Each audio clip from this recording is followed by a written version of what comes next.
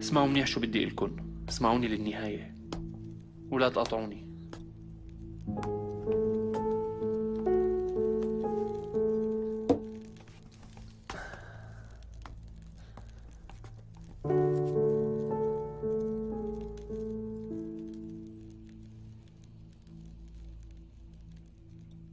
كل الكلام يلي بدي أقوله هلأ صحيح حتى ولو كان صعب التصديق، وأقسم لكم بشرفي.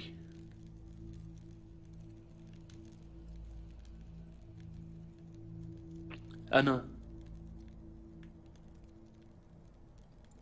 انولدت باسم أيمن قرخانلي،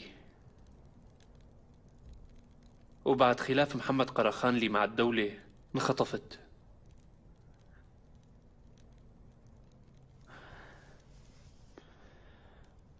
وتربيت بدار الأيتام. يلي خطفني هو أصلان آقبي. بعد 4 سنين وداني لبابا عمر وماما نازك ليربوني.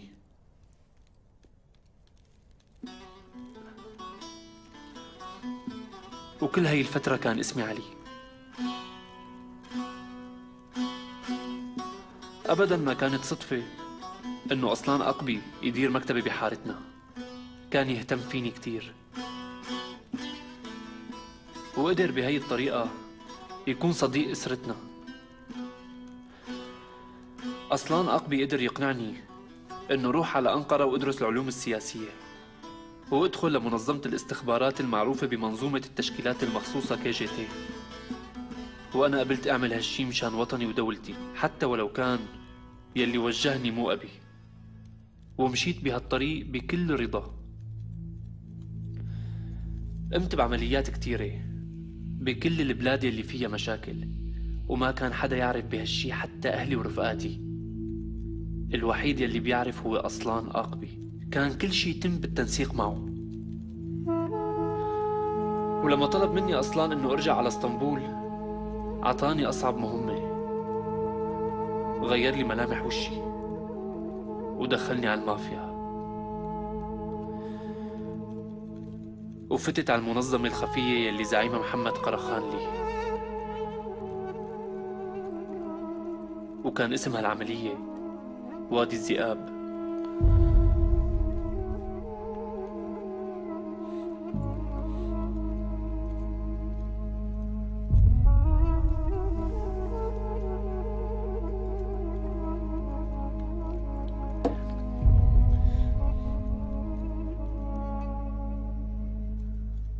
كانت أيام عصيبة. ولما كان أبي وأمي والمرة اللي بحبها عم يبكوا على موتي، كنت عم فوت بالمافيا بصفتي ابن أخت الخال مروان. وكان أهم أسباب قبولي لهالمهمة هو معرفتي بأنه ولا حدا من الناس اللي بحبهم حينأذى بسببي. هيك قدري. وبعد هيك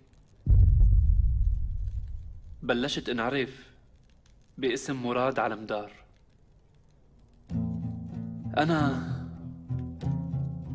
بهالعملية اللي دخلتها باسم مراد شفت عالم مختلف تماما عن اللي وصفوا لي إياه.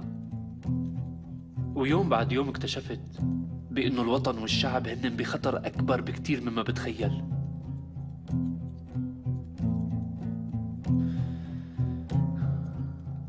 وبيوم من الأيام طلبني محمد قرخالي ليوقفني عند حدي. وبنفس اليوم انطلبت من قبل طرف تابع للدولة بعد ما مات أصلان أقبي. وتعرفت على شغلات ما كنت بعرفها بالنظام يلي كنت مفكر حالي بعرفه منيح، مثل إنه يلي خطفني هو أصلان أقبي، ورباني لحتى حارب ضد أبي.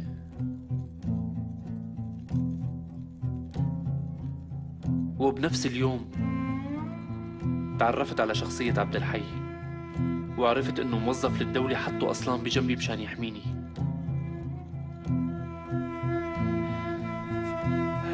وبدون شك أكيد لعبد الحي قصة بتشبه قصتي.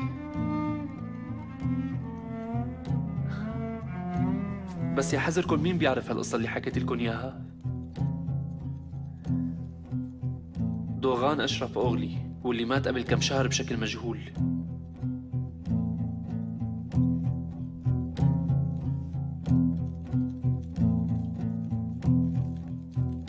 وما في حدا تاني بيعرف تفاصيل هالقصة غير الناس يلي قاعدين هون والقوى يلي عم تسعى لتتخلص منا كلياتنا.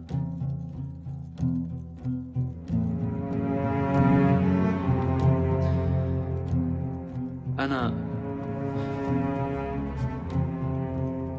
بهالحياة يلي دخلتها باسم مراد،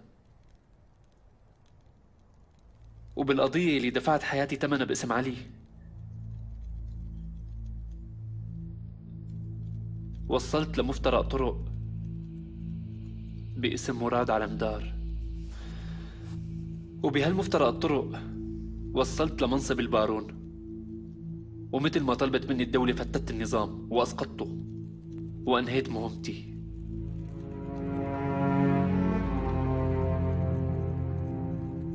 ووفيت بديني للدولة.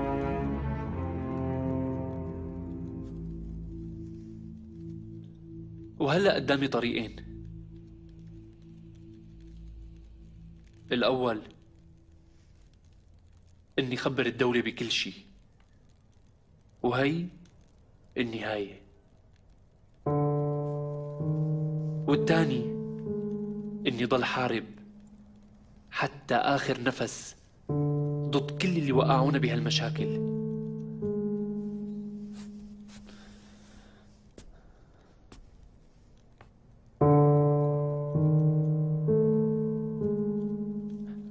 إذا اخترت الطريق الأول بكون عم اتنازل، وبكون عم خون الوطن يلي ضحيت بحالي من شانه. وإذا اخترت الطريق الثاني ما بعود عم اشتغل لصالح الدولة. هلأ اللي بيشتغل لصالح الدولة معرض لأنه يموت بأي لحظة، وأنا واحد بده يدافع عن شعبه ويموت من شانه، وما رح موت غير بسبيله. وكل هالقوة يلي استمديتها بهالحرب لهاللحظة منكن ومن الناس اللي بحبن. وهلأ بعد كل اللي خبرتكن إياه إلكن الحرية بإنه توقفوا جنبي ولا لا.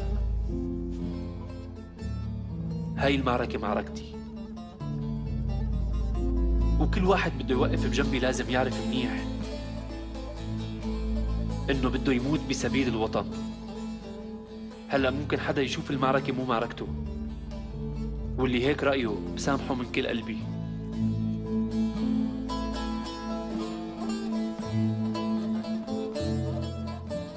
والشي الأخير يلي بدي إلكن إياه إنه مثل ما كنت أطلب منكن حياتكن دائما، حياتي هلأ تحت تصرفكم.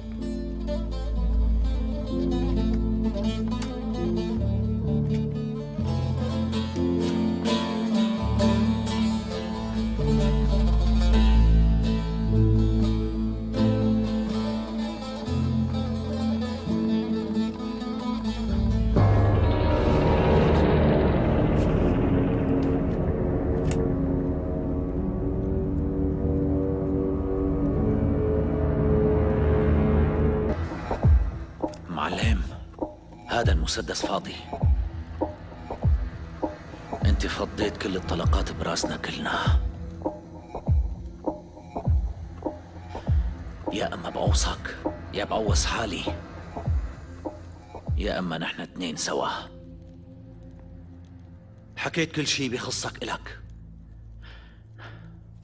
بس شو عنا نحن؟ سأل ميماتي. معلم،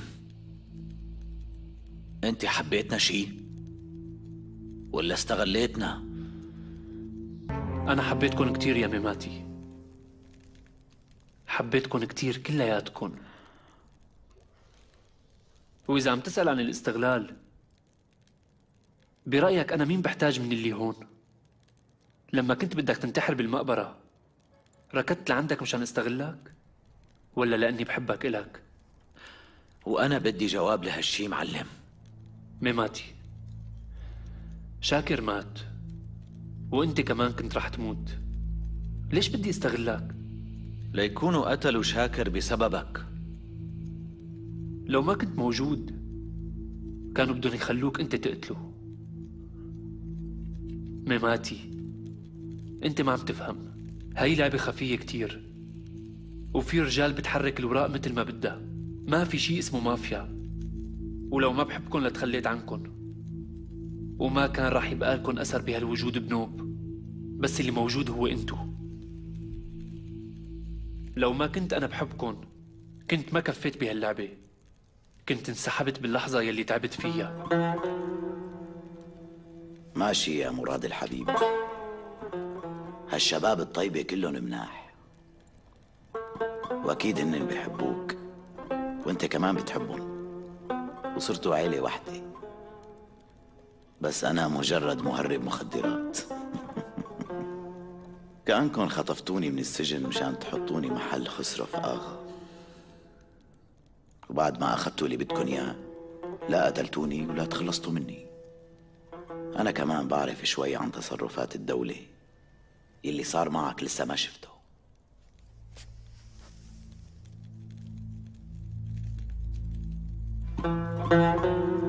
لازم تعرفوا كلياتكم شغلة مهمة. مو وظيفتي إنه وقعك يا خال، أو إني أصلح ميماتي، أو أفضح عمران، أو أعتني بعبد الحي. مهمتي هي إني أنهي لعبة كبيرة. أما أنت يا خال فأنا مالي الرب، أنت رح تنال جزاءك على اللي عملته. إذا ما كان بهالحياة رح يكون بالآخرة. بس لأني بحبك بعدتك عن هالشغل، بس لأني بحبك ما رح خليك ترجع له، وهيك عملت اللي علي. ميماتي، إذا لسه في شي بمخك طلعه، إذا في شي براسك ما قلته قوله. يلي بيجنني هو انه حدا يستغلني. أي استغلال ميماتي؟ مين اللي استغلك؟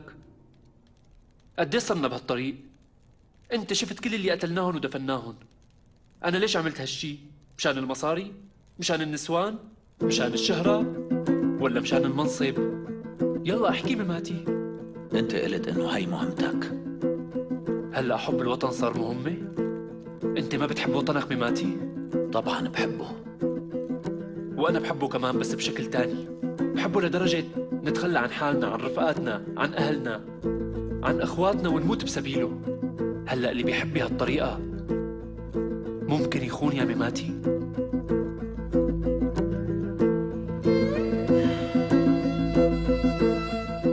لا يا معلم.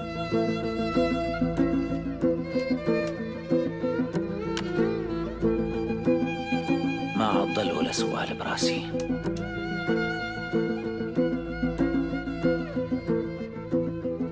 إذا تراجعت عن كلمة من اللي قلتون وأنتوا ما وقفتوا بوشي ما رح سامحكن بنوب. سمعت؟ ما رح سامحكن بنوب. توعدني ميماتي؟ ايه بوعدك معلم. توعدني عبد الحي؟ بوعدك معلم. وأنا بوعدك معلم. وانا بوعدك. والخال؟ ما ضل عندي شي لقوله، شو بقدر أقول غير هيك؟ أنا بوعدك يا مراد، بوعدك.